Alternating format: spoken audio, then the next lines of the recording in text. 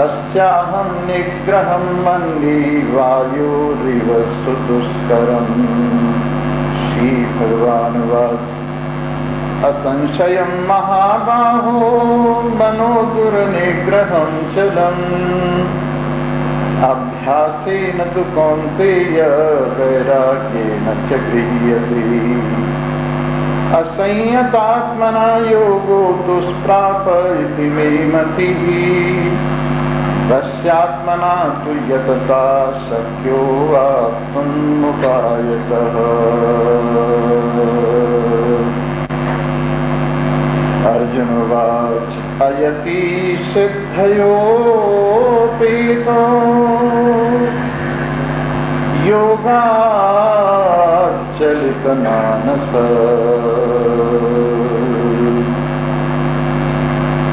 अप्राप्य योग संसिद्धिं कां गतिं कृष्ण गच्छति।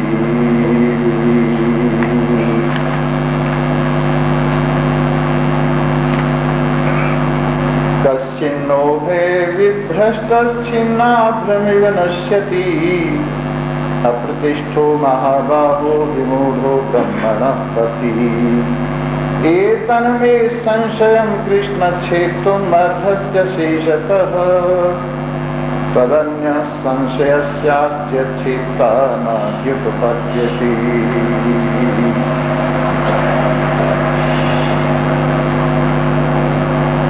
उपस्थित सत्संग रस पिपासु अमरवृंद, कल आपने श्रवण किया। भगवान ने ये बात बताई कि अपने मन को समझदार विचारवान बुद्धि के द्वारा संसार की ओर से वापस करे और संसार की ओर से उपराम होकर धीरे धीरे परमात्मा में इस मन को लगाए। श्रवण मनन निधिध्यासन के माध्यम से जब ये मन परमात्मा में लग जाता है और परमात्मा बोध से संपन्न हो जाता है, तो इसकी मनता निवृत्त होकर ये अमनता को प्राप्त हो जाता है और जितने संकल्प विकल्पात्मक इसके विकार हैं वो सब शांत हो जाते हैं। तमोगुण से जागा हुआ मन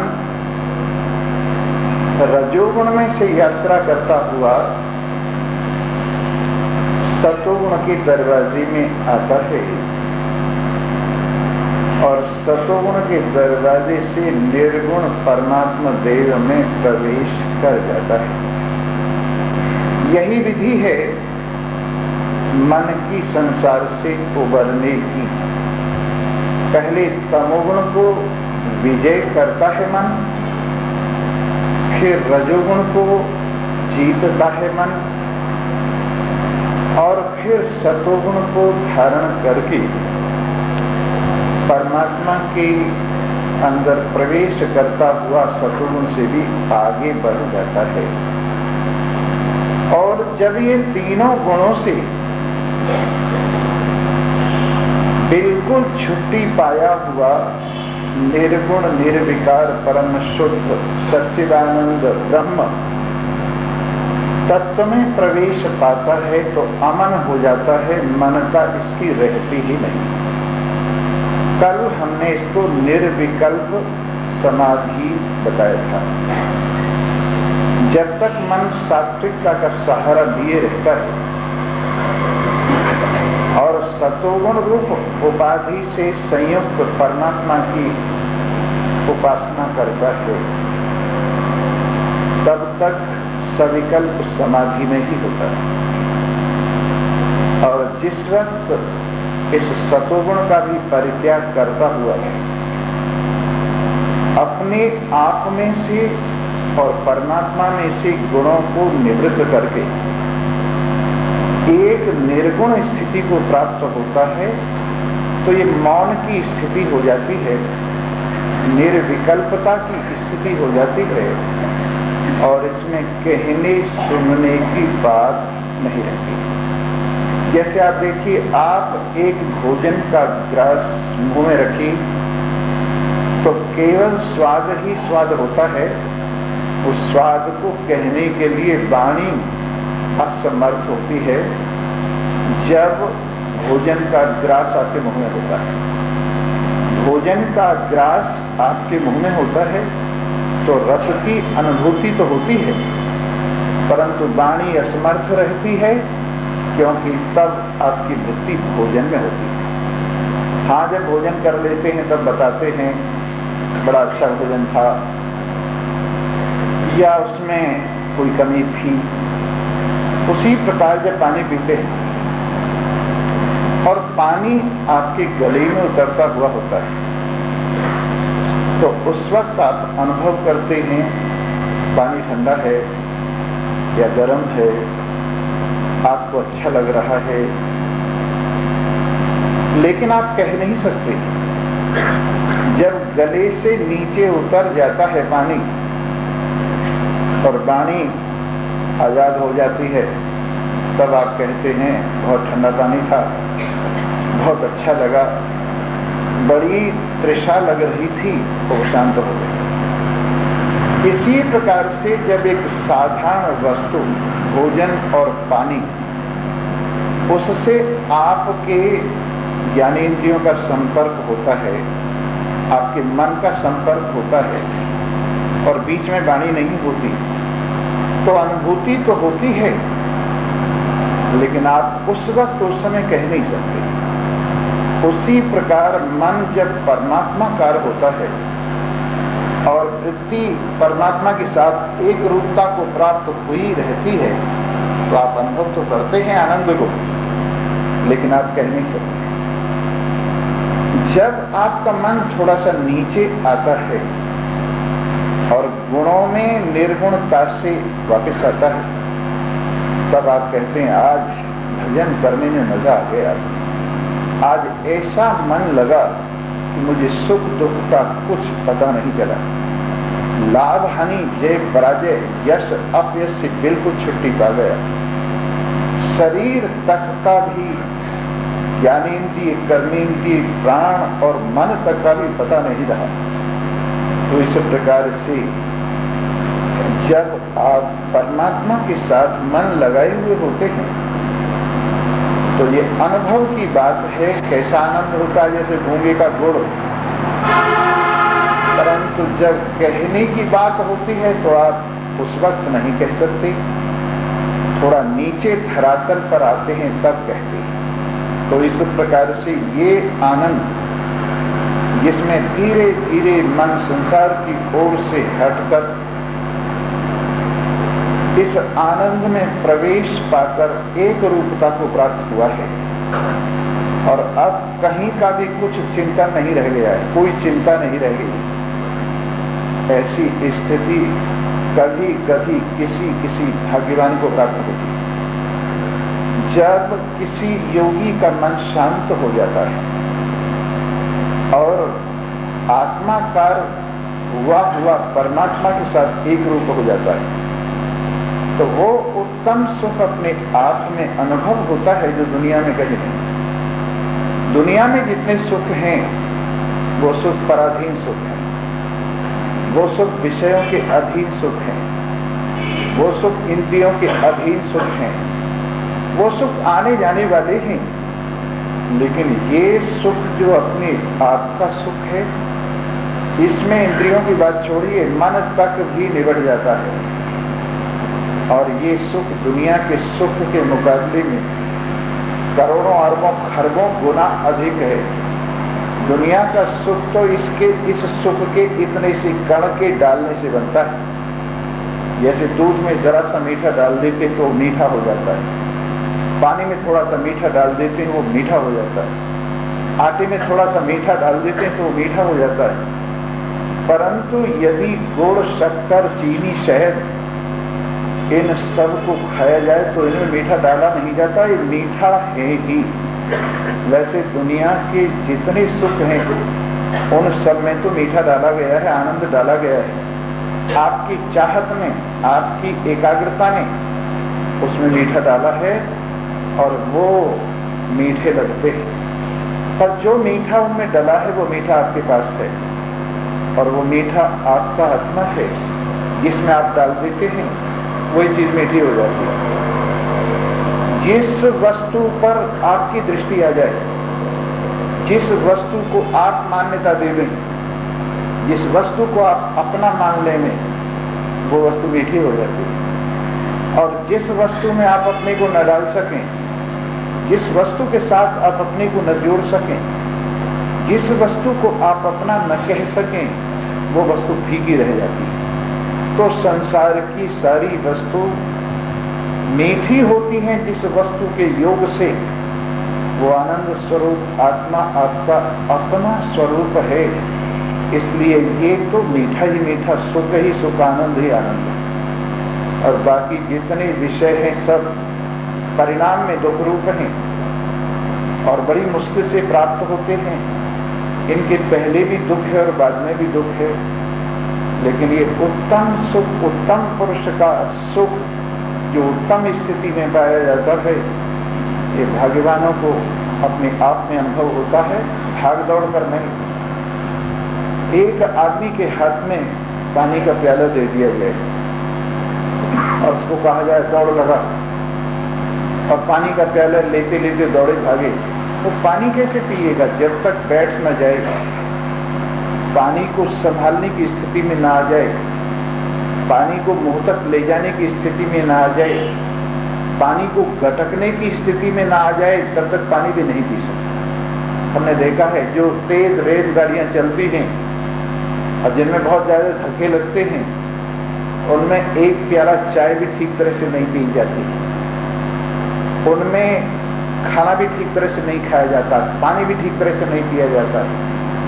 वैसे ही वो चंचल जीवन, वो भाग दौड़ वाला जीवन, जिसमें मंदिर में गई तो वहां भाग दौड़ है, तीर्थ में गई तो वहां भाग दौड़ है, जहां कहीं भी गए न तन की स्थिरता है न मन की स्थिरता है। जहां तन की स्थिरता नहीं, मन की स्थिरता नहीं, जहां पर ये ज्ञान का प्याला संभलता ही नहीं, परमात्मा प्रेम का प्याला स्थिर होता ही नहीं, जिस मन में ये तत्व रखा हुआ है वो मन ही स्थिर नहीं होता, फिर अंदर ले जाने की बात तो दूर की बात है। इसलिए इस रस को पीने के लिए पहले तो ये कहीं से प्राप्त हो ये सौभाग्य, फिर एकाग्रता बने ये सौभाग्य, फिर इस रस को अंदर ले जाया जाए ये सौभाग्य, और फिर पूरा पच जाए ये सौभाग्य। और इसके लिए तन की भी एकाग्रता चाहिए और मन की भी एकाग्रता चाहिए। इसलिए इस परमात्मा सिद्धि को पाने के लिए, इस आत्म रस को पाने के लिए जितनी आप में एकाग्रता होगी उतना आप इसमें कामयाब होंगे, और जितनी आप में चंचलता होगी उतनी ही आपको कामयाबी नहीं मिलेगी। इसलिए हम सारा जोर इस बात पे लगाते हैं कि स्थिर होकर बैठो, अपने मन को संसार से वापस ले आओ, ध्यान पूर्वक सुनो, ध्यान पूर्वक समझो, और तब आपको इस रस का अनुभव होगा। अब जो थोड़ा सा भी आलस्य प्रमाद करते, तन को संभाल नहीं सकते, मन को संभाल नहीं सकते, इस पदार्थ को, ज्ञान को संभाल नहीं सकते, इसको अंदर ले जाने के लिए एकाग्रता नहीं है, ऐसी हलचल जीवन की चंचल गाड़ी में ये आनंद का प्याला कैसे पिया जाएगा। इसलिए होंगे वो लोग जो आपको लोभ देते हैं संसार का, ये काम करोगे ये फल मिलेगा, ये काम करोगे ये फल मिलेगा, ये काम करोगे ये फल मिलेगा। भाई ये साधारण आदमियों के लिए खिलौने, मीठी बोलियां हैं। जिस एक के पाने पर सब कुछ मिल जाता है और जिस एक से सब कुछ पैदा हुआ है, जिस एक में सब कुछ रखा हुआ है, जिस एक में सब वापस चला जाता है, वो एक परमात्मा आपका आत्मा, अगर उस एक के पाने पर सब कुछ पाना चाहते हो तो एकाग्र हो, इसको समझो और इसको अपने आप में अनुभव करो और इसकी शक्ति से संपन्न हो जाओ। क्यों बेकार इधर उधर सारी जिंदगी भर कामाडोल हुए घूमते रहे। बड़ी मुश्किल से किसी को अंतर्मुखता प्रदान कराते हैं, बड़ी मुश्किल से बाहर की ओर से अंदर की ओर घेर घोट के लाते हैं, बड़ी मुश्किल से विषयों का रस छुड़ाकर आत्म रस की ओर इसका मन लगाते हैं और इतने परिश्रम से जिस साधक को थोड़ा सा परमात्मा की दहलीज पर खड़ा करते हैं, उसको सांसारिक आदमी आके जरा सी लालच में फिर दौड़ा देते हैं कि वहां जा वहां कल्याण होगा, वहां जा वहां कल्याण होगा, वहां जा वहां दर्शन होंगे, वहां जा वहां दर्शन होंगे, वहां ये कर वहां ये कर। और वो परमात्मा की दहलीज जो मन की एकाग्रता है उसे वापस चला जाता है और फिर संसार के जंगल में भटक जाता है। और इस प्रकार से आम आदमी इस शरीर को ही मैं समझकर और इस शरीर की क्रियाओं को अपनी क्रिया समझकर शरीर को नहला लेगा तो समझेगा मैं पवित्र हो गया। शरीर को कोई तिलक लगा लेगा, कंठी बांध लेगा, ये समझ लेगा कि मेरे कंठी बंध गई, मेरे तिलक लग गया। इस शरीर को और कुछ रूप दे लेगा तो ये समझ लेगा ऐसा मेरे साथ हो गया। पर जो अपनी वास्तविकता है शरीर के पीछे भूला रहेगा, कभी उसको ये ख्याल नहीं आएगा कि मैं शरीर नहीं, यही ख्याल बना रहेगा मैं शरीर हूं और ऐसा शरीर हो जाने से मेरा कल्याण हो जाएगा। और भगवान को भी एक शरीर समझता रहता है जैसे अपने को शरीर समझता है, और अपनी भी शरीर मात्र में समझ करके मैं शरीर हूं और भगवान को भी एक शरीर समझ करके वो भी एक शरीर है, शरीर के सेवन में लगा रहता है। ज्ञानेंद्रियों के इस विषय प्रपंच में दौड़ता रहता है। कभी अपने अंदर आकर जो माल रखा हुआ है रिजर्व बैंक में, एक रस पदार्थ अपनी मैं का दरवाजा खोलकर कभी उसको नहीं देखता और कभी इस दृश्य प्रपंच से ऊपर नहीं देखता।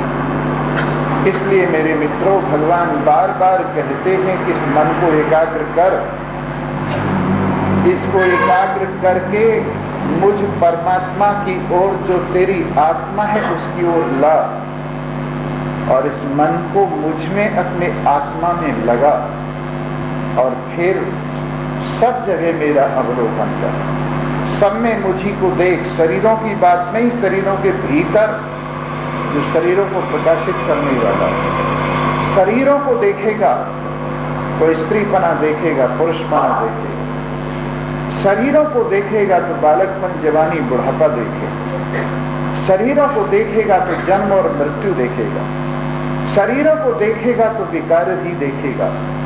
लेकिन शरीरों को जो धारण करने वाला है, जो न स्त्री है न पुरुष है, न बालक है न जवान है न बुढ़ा है, न जागृत है न स्वप्न है न सुषुप्ति है, इन सारी देह की और बुद्धि की अवस्थाओं से परे है, उस अपने निर्विकार स्वरूप को जो सामने विराजमान है अनुभव करेगा तो तेरा जीवन निर्विकार हो जाए। इस प्रकार यो माम पश्यति सर्वत्र, जो मुझे सर्वत्र सब जगह देखता है और सबको मेरे में देखता है, वो मुझे नष्ट नहीं करता है और मैं उसे नष्ट नहीं करता हूँ। सब प्राणियों में मैं ही विराजमान हूँ। मुझको जब तू अपने हृदय में अनुभव करता है ना, तो अपने में मुझको देख, मुझ में सबको देख और सब में अपने को देख। ईसा मसीह ने बाइबल में कहा है, मुझे अपने में देखो, मुझ में भगवान को देखो। तो सीधी बात ये हुई अपने में भगवान को देखना। ये अलग बात है कि कोई उपदेशक बीच में अपने को रखकर ये कहता है मेरे में भगवान को देखो और भगवान को अपने में देखो, तो वहां उपदेष्टा अपने आप को बीच में एक नाली में जैसे पत्थर रख लेते हैं, पार होने के लिए आसानी से हो जाती है, एक स्टेप उस पर रख लेते हैं, बस वैसे ही। अन्यथा तो सीधी बात तो ये है, अपने में परमात्मा को देख, अपने में परमात्मा को देख, और परमात्मा में ही सारी दुनिया देखी जाती है। सर्वथा वर्तमानों की जो मेरे में अपने को देखता है और अपने में मेरे को देखता है, जो सब प्राणियों अपनी आत्मा को देखता है और अपनी आत्मा में सब प्राणियों को देखता है, वो योगी संसार का बर्ताव करते हुए भी मुझ में ही विराजमान है। सब में देख, लेकिन अपने जैसा भाव देख। व्यवहार में भी सबके सुख दुख को अपने सुख दुख जैसा समझ, व्यवहार में भी सबके मान अपमान को अपनी मान अपमान जैसा समझ, और सबके साथ सब व्यवहार करता हुआ, सबके साथ अपने जैसा व्यवहार करता हुआ, सबके साथ सबके अंदर मेरी पूजा करता हुआ, मेरा ध्यान करता हुआ विराजमान हो, और सुख और दुख जैसी स्थिति आए उसमें अपने आप को डामाडोल मत होने दे। यही योग का परम लक्ष्य, परम रहस्य। अब अर्जुन शंका करता है, प्रभु आपने जो योग कहा मेरे प्रति कि मन को रोक, मेरे में लगा, तो हे मधुसूदन, इस मन को रोकना तो बड़ा मुश्किल है। इसको सम करना, बराबर करना, एक रस करना, ये तो बहुत कठिन है और मेरी समझ में नहीं आता। मैंने तो कभी इस मन को अपने को ठिकाने लगा हुआ देखा नहीं। एकस्याहं न पश्यामि, इस मन की स्थिति को ऐसा मैं कभी नहीं देखता कि जो एक जैसी हो जाती हो, एक ठिकाने पे लग जाती हो। हर वक्त कुछ न कुछ उधेड़ वन में रहता है। उधेड़ बुन और उधेड़ वन, इसमें रहता है, बड़ा चंचल है। इसको कैसे स्थिर किया जाए, स्थिर स्थिति कैसे प्राप्त की जाए? चंचलम ही मन कृष्णा प्रमाथी बलवत दृढ़म, ये मन बड़ा चंचल है, इतना बलवान है कि एक क्षण में किए कराई पर पानी फेर देता है। लगता है मेरा काम बन गया, लगता है मैं पार हो गया, लगता है मुझे किनारा मिल गया, लगता है संसार कुछ नहीं है, लगता है सब कुछ मिथ्या है, और ऐसी करवट मारता है कि बस सारे का सारा किया कराया धूल में मिल जाता है। ऐसा दृढ़ ताकतवर मन जो अपनी चंचलता से अचलता के बांध को तोड़ डालता है, तस्याहं निग्रहं मन्ये वायोरेव सुदुष्कर। जैसे वायु को कोई रोकना चाहे, उसको रोकना मुश्किल है, पर चाहे उसको रोक भी ले, मन को रोकना बड़ा मुश्किल है। प्रभु अगर आप ये कहें कि मैं वायु को रोक लूं तो रोक सकता हूं, आप कहें अग्नि को रोक लो, रोक सकता हूं, आप कहें जल को रोक लो तो रोक सकता हूं, आप कहें सारे ब्रह्मांड को मुट्ठी में ले लो तो ले सकता हूं, लेकिन मन का रोकना, हे प्रभु ये बहुत कठिन समस्या है, ये मन बड़ा मुश्किल है रोकना। अब कृपा करके आप मेरी इस शंका का समाधान कीजिए कि मन को कैसे रोका जाए, मन को स्थिर कैसे किया जाए, मन को ठिकाने कैसे लगाया जाए। तो भगवान श्री कृष्ण उत्तर देते हैं, असंशयम महाबाहो मनो दुर्निग्रहं चलम। हे बड़ी बड़ी भुजाओं वाले, इसमें कोई संशय नहीं है कि मन को रोकना बहुत मुश्किल है, बड़ा चंचल है मन। लेकिन अभ्यासेन तु कौन्तेय, हे कुंती पुत्र, अभ्यास से और वैराग्य से इस मन को पकड़ा जा सकता है। अभ्यास और वैराग्य से इस मन को पकड़ा जा सकता है। निरंतर परमात्माकार वृत्ति का अभ्यास करें और संसार की ओर से वैराग्य का बांध लगाए, संसार का अंदर से चिंतन छोड़े और बाहर से भी संसार का साथ कम से कम काम चलाऊ सा करे। एक बात आप देखो, पहले मैंने बताई थी बात, अब फिर बताता हूं। देखिए, आपका मन संसार की बातों में अगर ज्यादा रस लेता है तो अभी मन बहुत ही उटपटांग है। संसार की बातों में रस लेता है, संसार की सोसाइटी, बोलो सच्चिदानंद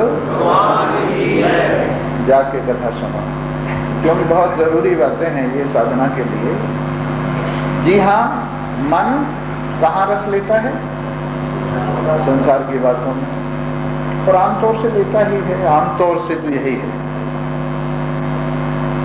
भोजन की, कपड़ों की, मकान की और दुनिया भर की चीजों में इसको बड़ा रस आता है। जन्म जन्मांतर से यही अभ्यास करता आया है और इन चीजों में बड़ा रस आता है। अनपढ़ हो, पढ़ा लिखा हो, मालदार हो, गरीब हो, बुढ़ा हो, जवान हो, बालक हो, कैसा ही हो, पर संसार के प्रति इस मन का बहाव बहुत तेज है, अनेक जन्मों से चला आ रहा है। भगवान कहते हैं यही बात, तुम जो कह रहे हो बिल्कुल ठीक बात है। लेकिन अगर किसी को ये जरा सा पता चल जाए कि जिधर को मेरा मन लुढ़क रहा है उधर सामने मृत्यु बैठी हुई है, तो वो कोशिश करेगा कि इस लुढ़कने को मैं किसी तरह से बंद करूं। वो सामने देखा कि कोई पेड़ है सामने पहाड़ से लुढ़कते हुए, तो वो अपनी गति ऐसी करेगा कि पेड़ के साथ किसी तरह से लग जाए।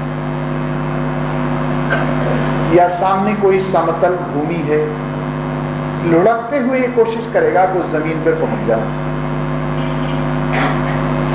और हमने देखा है लुढ़कते लुढ़कते भी थोड़ा सा प्रयत्न करके यदि आदमी किसी पेड़ से, पेड़ का सहारा मिल जाए या कोई समतल भूमि का सहारा मिल जाए या किसी चट्टान का सहारा मिल जाए, उतने से ही उसकी रक्षा हो जाती है, उतने से ही उसकी रक्षा हो जाती है। वैसे इस संसार रूपी लुढ़कन पर, ढलान पर, जिससे मन नीचे की ओर लुढ़क रहा है, यही सत्संग के पेड़ खड़े हुए हैं, यही सत्संग की चट्टानें हैं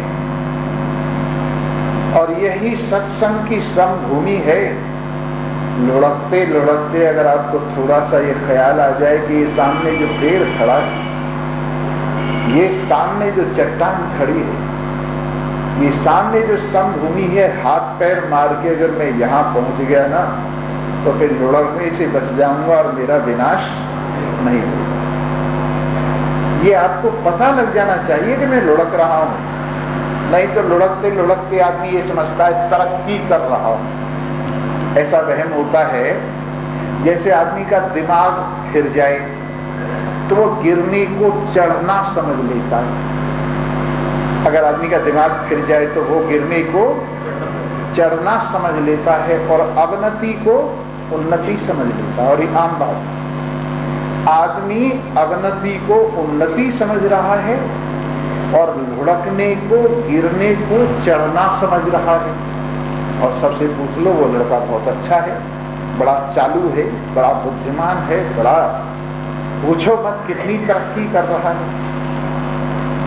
माँ बाप खुश, अड़ोसी पड़ोसी खुश, सारी दुनिया खुश, कमाल है, बड़ा चालू है, बड़ा तरक्की कर रहा है।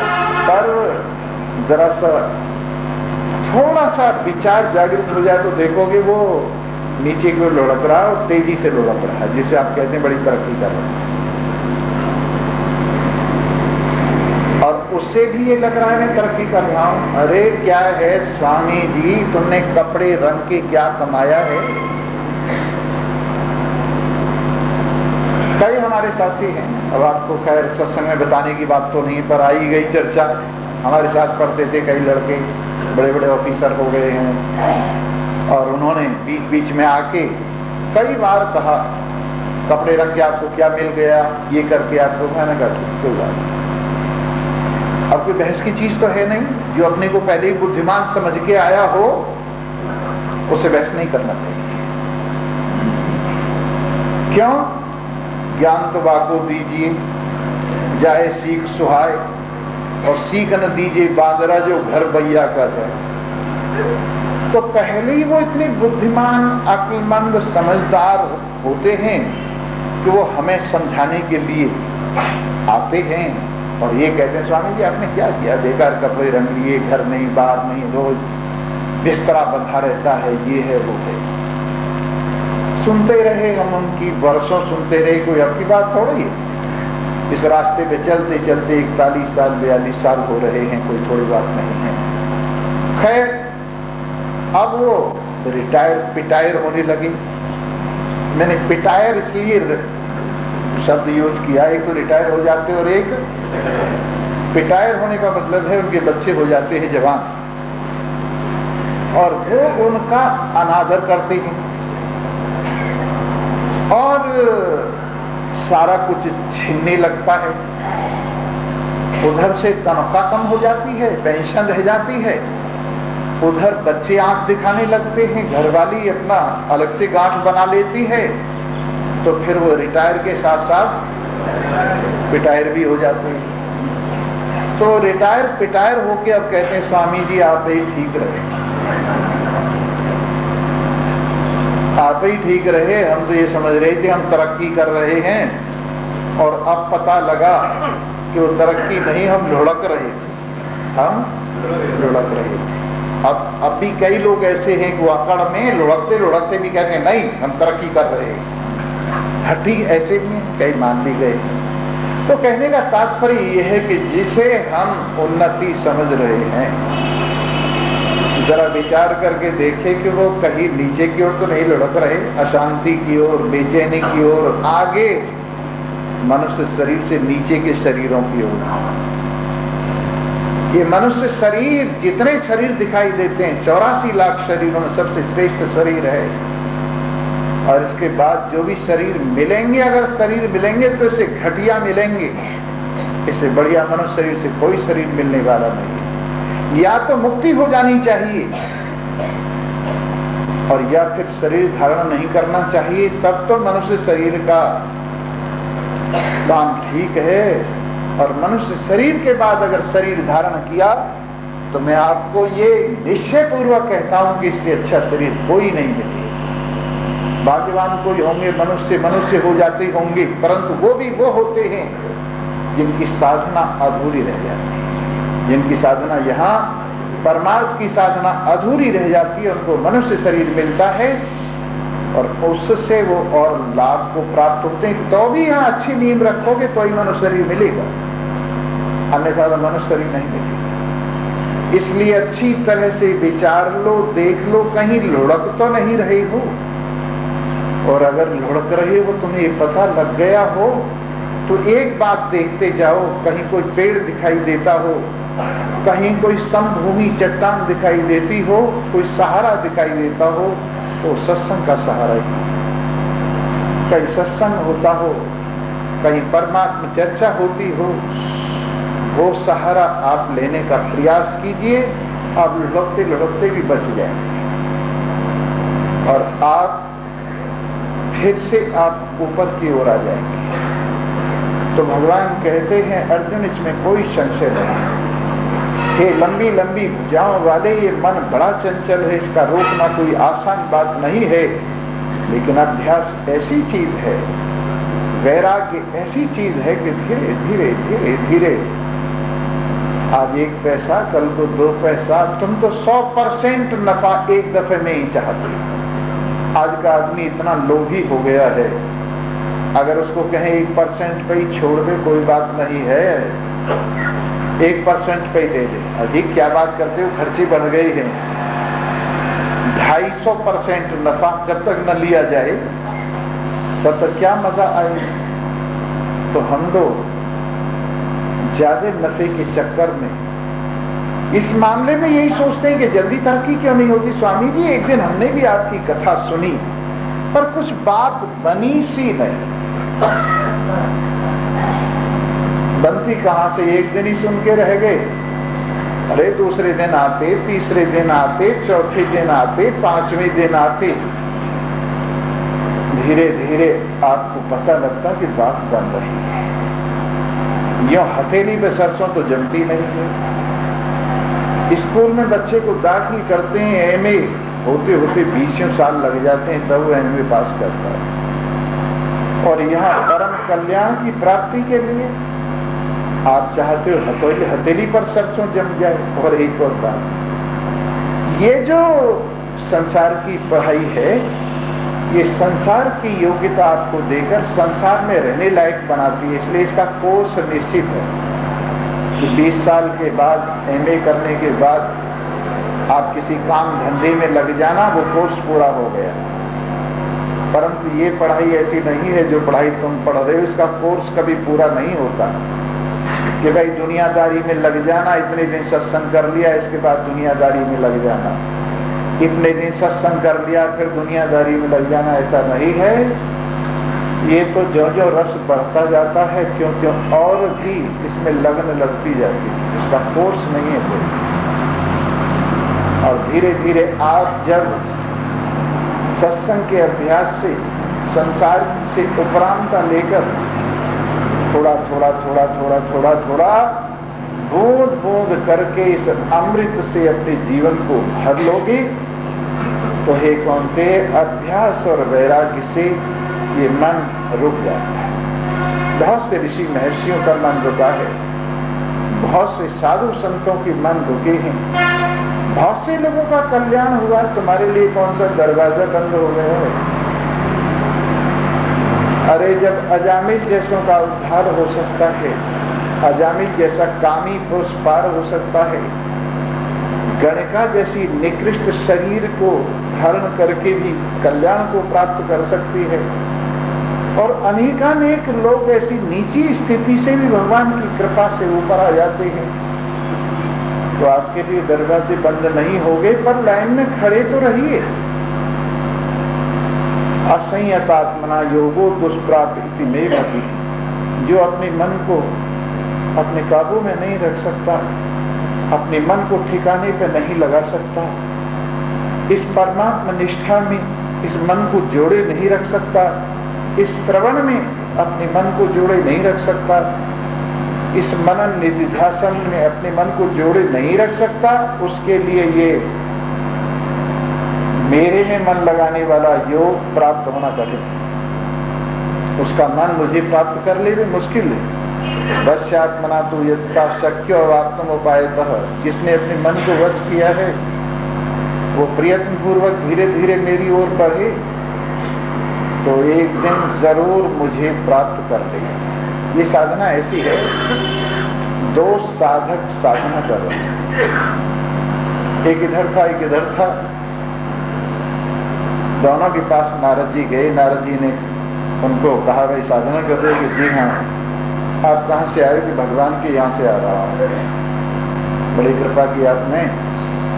एक ने कहा, देखो मैं कितनी साधना कर रहा हूँ, रात दिन एक कर दिया है मैंने, अपने सुखों को आग लगा दी है मैंने, अपनी दुनिया को सत्यानाश कर दिया है मैंने, और भगवान से मिलने के लिए कितनी तड़प है मेरे अंदर।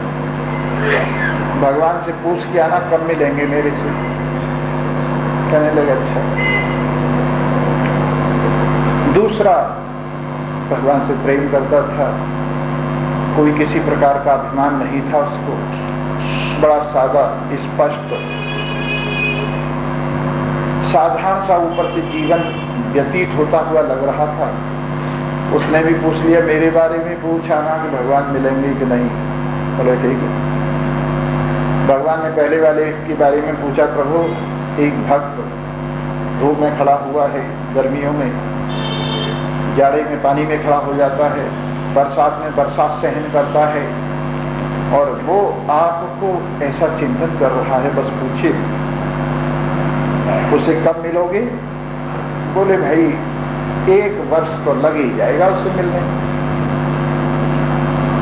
और दूसरे वाला वो भी आपका भजन करता है, सरल हृदय वाला, सीधा साधा, अपना थोड़ा बहुत काम धाम भी करता है, जितना समय मिलता है प्रेम से आपने लगन लगा के मन लगाता है। क्या लगे उसको कहना कि तेरे को 1 लाख साल बाद मिलूंगा, ठीक है। तो जब वो पहले वाले के पास गए, कहने लगे भाई हाँ पूछ आया हूं भगवान से, तेरे से भगवान 1 साल बाद मिले। बड़ा गुस्सा आया, सत्यानाश हो भगवान का, उसके लिए मैं इतना लगा हुआ हूं, मैं नहीं वह भजन करूंगा। अब भी 1 साल रह गया और गुस्से में आके उसने सारे किए कराई पर पानी फेर लिया और दूसरे वाले को कहा भाई 1 लाख वर्ष बाद मिलने के लिए कहा है कि अच्छा कोई बात नहीं, नाम तो है मेरा, वेटिंग में ही सही, कोई बात नहीं, नाम तो है। वाह प्रभु तुम बड़े दयालु हो, बड़े कृपालु हो, दुनिया में तो मुझे पूछता ही नहीं, कहीं कोई नंबर है ही नहीं, कम से कम आपके यहाँ लाखवां नंबर तो है। बड़ा खुश हुआ, नाचने लगा और उसका समय नजदीक आ गया, वो 1 लाख वर्ष छोटे हो गए। तो इस तरह से हम लोग कभी कभी गड़बड़ कर डालते हैं, मेहनत तो करते हैं पर मेहनत को निरंतर नहीं करते। फिर से याद कर लीजिए, साधना में 4 बातें होनी चाहिए। एक तो साधना दीर्घ काल तक होनी चाहिए, एक तो साधना दीर्घ काल तक होना चाहिए। नंबर 2 निरंतर होना चाहिए, बीच में ब्रेक नहीं लगना चाहिए। 2 बातें हो गई। तीसरे साधना में धैर्य बने रहना चाहिए, अधीर नहीं होना चाहिए।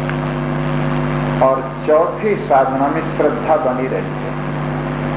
ये 4 चीजें साधना में बनी रहनी चाहिए, श्रद्धा, धैर्य और निरंतरता और दीर्घ काल तक साधना। अगर ये 4 चीजें बनी रहेंगी तो आपकी साधना जरूर कामयाब होगी।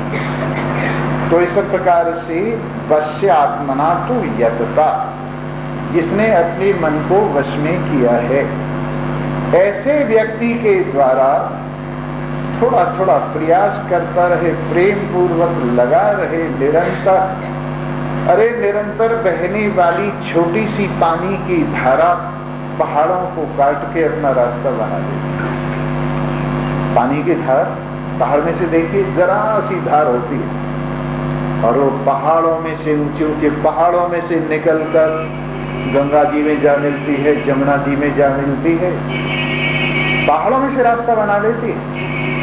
वैसे ही आपकी प्यारी प्यारी मीठी मीठी निरंतर लगी रहने वाली लगन तरह तरह की कठिनाइयों के पहाड़ में से, विरोधों के पहाड़ में से रास्ता बनाकर परमात्मा रूपी गंगा में मिल ही जाएगी। परंतु धीरे धीरे लगे रहिए। इस प्रकार जिसने अपनी मन पर संयम किया है और धीरे धीरे लगा रहेगा, जो वो मुझे जरूर प्राप्त कर लेगा। अर्जुन कहने लगा, वाह महाराज धन्य, धीरे धीरे का पाठ तुमने ऐसा पढ़ाया है कि बीच में ही घंटी बज गई। तो अर्जुन शंका करता है, अयति श्रद्धयोपि तो योगा चलित मानसः अप्राप्त योग संसिद्धिं काम गतिं कृष्ण गच्छति।